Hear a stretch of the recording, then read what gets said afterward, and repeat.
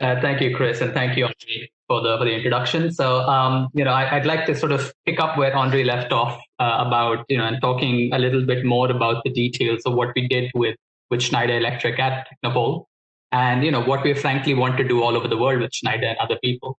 I'll start off a little bit with an introduction. Talking about the context we're currently in. With Freddie Mercury asking you to wear a mask and stay home. Which is two great messages. Absolutely. I'm at home myself, as you can see. But we're going to talk about sort of this indoor air quality framework for healthy buildings that we have developed in the course of our sort of product and development and research, of which Schneider Electric has been a big sort of early adopter and part. I'd like to credit my co-authors. So that's Niall, John, and Graham, who are on the call, but I'll be the one presenting. So how did this go? Sorry, I thought I knew how to operate my own computer, but apparently. So I'll just talk about really 4 points. And this is sort of the crash course version of a presentation that will go up soon, actually, on Arc Performance Pro for continuing education credits. So apologies, that's not the point today to get continuing education credits, but this will form the basis for a much longer presentation. So there are some parts that look a bit chopped. That's because they are from a longer presentation and they've been chopped. So we'll be talking about sort of the framework of continuous monitoring, how to simplify the measurement and enhance the utility, and then move on to sort of conclusion and future work that we want to do with Schneider. That's the first thing that comes to mind when anybody thinks of continuous monitoring. 3 years ago, I might have agreed with you, but I think this is not the case anymore, and I'll sort of explain why. This is sort of the key takeaways which we want to talk about today. Not panic, but rather that continuous monitoring and reporting is a natural progression of green building best practice. So I'm not going to spend time today talking about why a green building is important, why measurement is important, or why healthy buildings are important, because I think the crowd that's logged on to this webinar is hopefully aware of that. So we're going to talk about the progression of green building practice. The more important thing to remember here is that continuous monitoring does not have to be complicated, cumbersome, or expensive. And this is something question we get quite often. Well, what happens if you don't have the best instruments in all the places measuring all the time? But you can still start with something, right? And more importantly, the data that you gather from continuous monitoring is useful far beyond just compliance and certification. One of the things that we discussed with Andre way back when we started was that, yes, this is about getting the top score in ARC, which they have achieved, but it's also about making a better building, human-centric controls, etc. And of course, now COVID and re-entry. So talking about the framework first, right?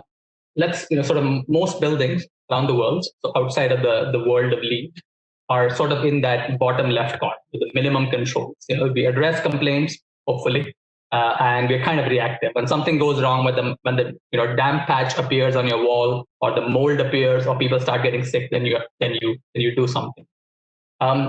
Hopefully, most of the people on this webinar are in the middle bracket or better. So you're in sort of the best practice bracket of being proactive, maybe doing post-occupancy evaluation. That's what the POE stands for. And maybe doing short campaigns of measurement. So, LEED has some requirements for measurement, or at least recommendations. And, you do go out and do some handheld measurements or something like that. So, and where we are going, or we think we should go, and certainly Technopole is in the third category there on the right-hand side, is sort of an evolutionary perspective on building management. So it's human-centric, which is, I think, very important, at least for arbnco, and increasingly also, of course, for Schneider. It's driven by real-time data.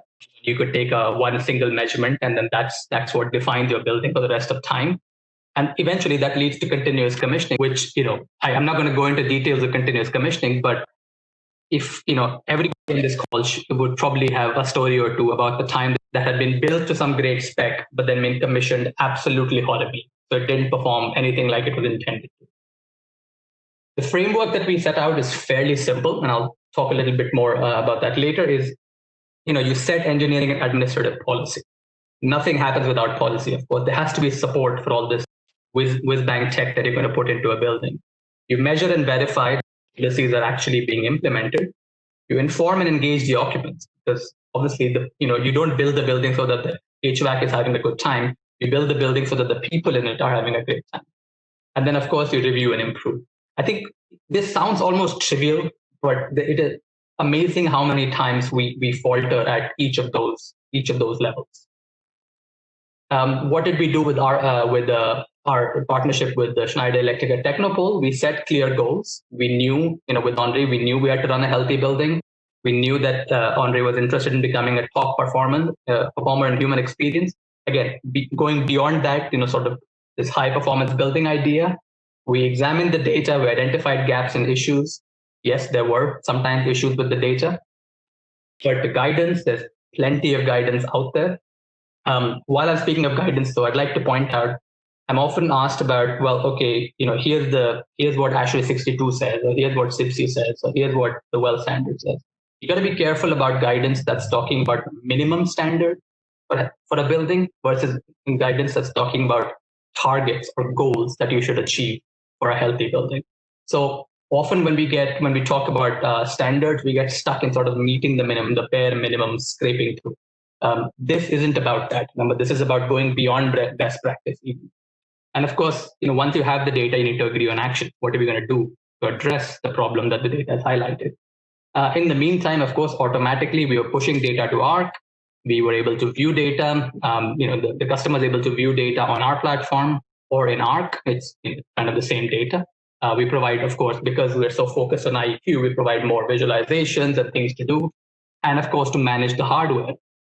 That's sort of the thing that I wish I didn't have to talk about it, but it's, to be realistic, you really should talk about the fact that when you want to put more and more things into your building, more cool technology, you have to kind of remember that there is also going to be more hardware for you to manage. That's not necessarily complicated, but it's worth thinking about when you start this process.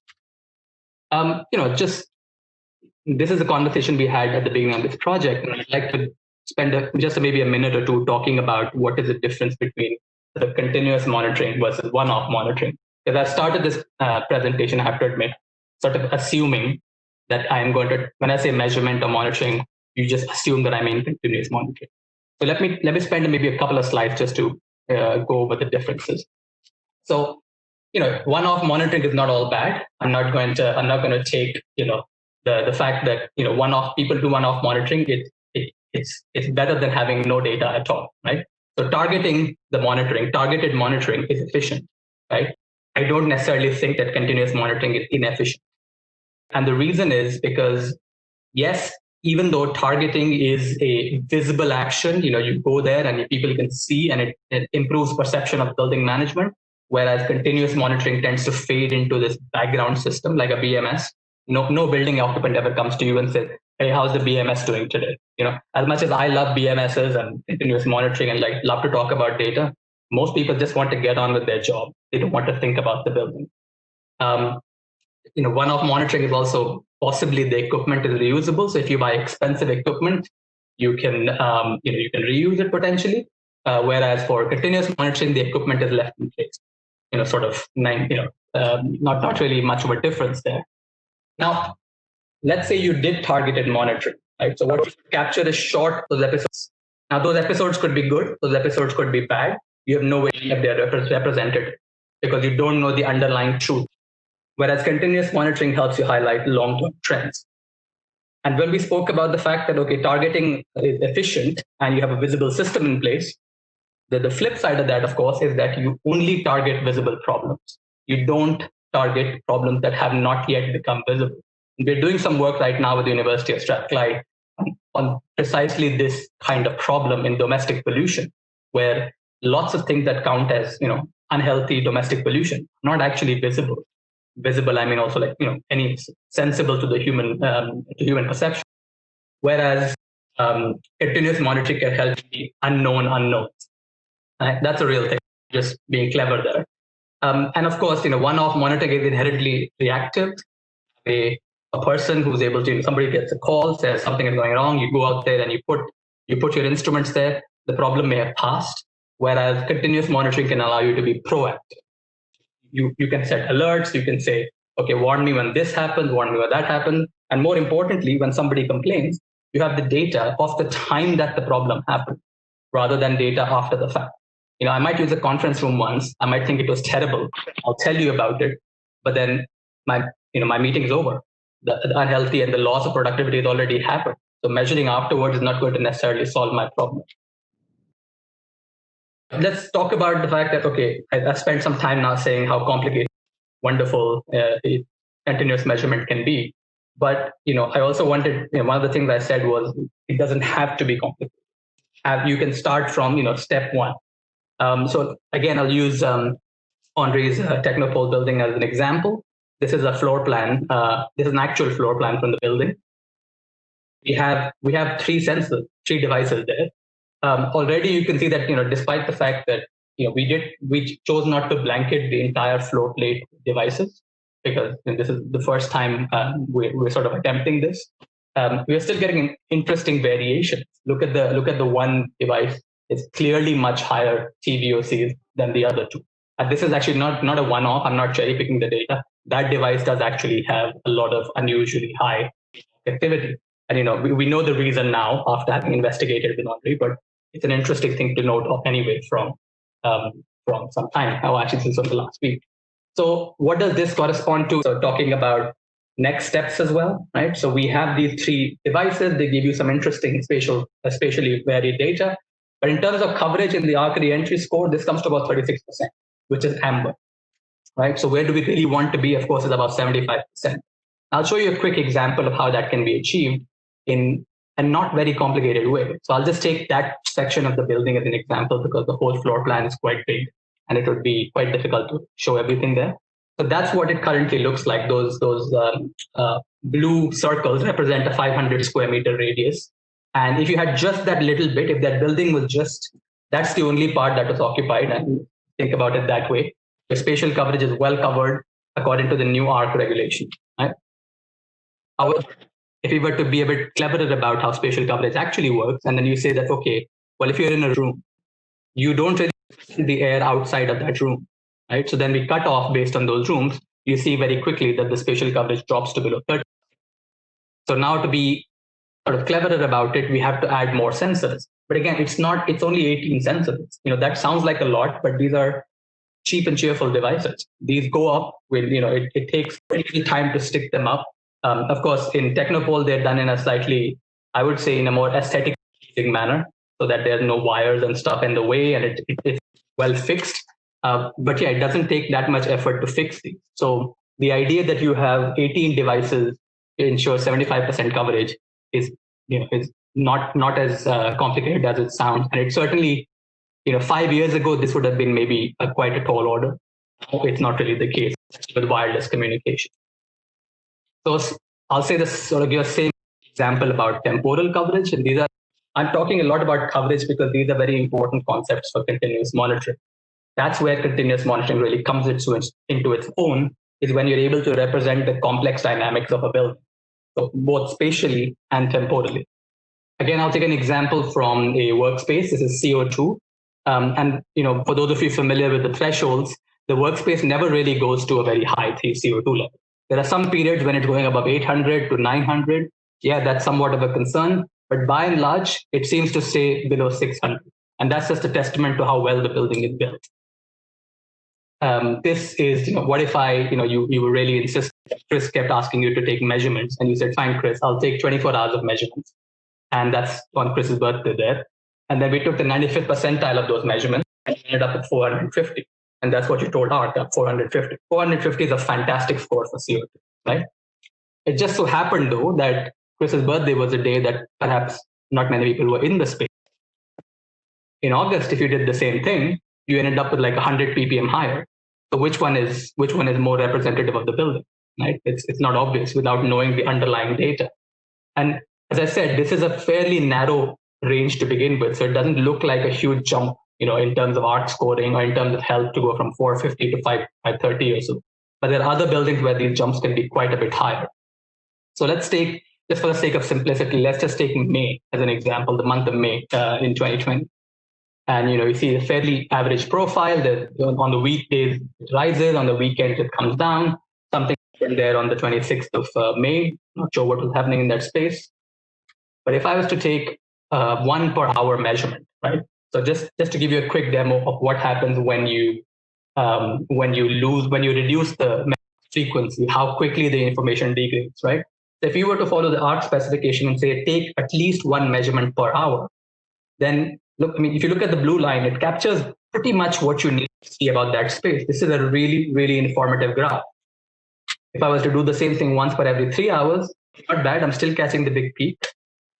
I was to do once per every 12 hours. Okay, that peak doesn't look so bad anymore, and I'm losing track of my daily and weekly measurements. I was to take once per day at 12 o'clock. Again, I have that one peak, but I'm pretty much losing all the others. And of course, if I took if I took the 24th of May, that's the dotted line, that's a low day, then I would have come up with 450. But if I happened to repeat the experiment just 2 days later on the 26th of May, I would have come up with 650. It's like which one is the actual truth? Well, you don't know because we haven't measured that time. And just to show that this is an exceptionally well ventilated space, but you can have spaces that are terribly ventilated. So this is another customer of ours where the CO2 levels can go up to 3,000 ppm. And this is, when I say validation, that's actually the validation we did with another sensor. So they really do go up to that level. However, if you had measured it on the weekend, which is what people often do, you put it in at Friday night and you take it out on Monday morning, you would have reported about 500 ppm, no problems. But in reality, that space has frequently gone up to 3,000 ppm. And this is just 1 week in July. So finishing up with sort of enhancing utility, it's about setting incentives and abilities, reporting, integrations. I'm not going to spend too much time on COVID. You know all this. I don't need to repeat. This is not a course on COVID, but quite obvious that buildings impact health, and airborne transmission is likely, and the risk can never be zero. But there is a scope for building level action, right? So looking ahead, of course, we're quite keen to continue with occupant engagement because people know better than anybody else, people working in a space, what the unmeasurable things are and whether users accept the measures you put in place. And I'll leave you with this slide, which is just literally just 4 steps. You need to, if you need an overview of the project you want to do, you specify it, you order it, and you connect to it. It's really that simple. Thank you to Henri and Chris for their help and the team at arbnco. And that's me. Thanks, Chris.